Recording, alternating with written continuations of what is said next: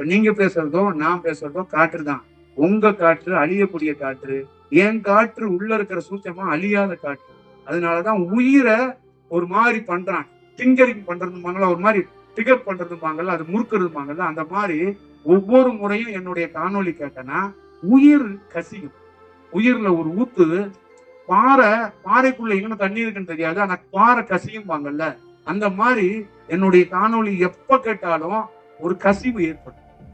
அப்ப அந்த கசிவுல உயிர் லைட்டா வெளிச்சிச்சுன்னா கீழே குண்டலினி இருக்கிற அந்த நரம்பு மண்டலங்கள் லைட்டா ஏதாவது ஒரு சிம்டம்ஸ் அது ஏற்படுத்தும். அப்ப ஒரு நாள் சில நரம்புகள் விழிச்சுச்சுன்னா சூட்சமத்துல ஒரு குரு வந்து உங்களை எப்பொழுதும் வழி நடத்துவார், வழிகாட்டும்.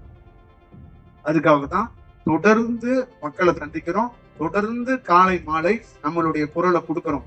பணத்துக்கோ அதிகாரத்துக்கோ இந்த செயலெல்லாம் உயர்ந்த சூட்சமத்துல ஒரு காற்றை பார்த்தவனுக்கு அவசியமே இல்லை. அது எந்த பிரயோஜனமும் இல்லை, எந்த தேவைக்கும் இல்லை.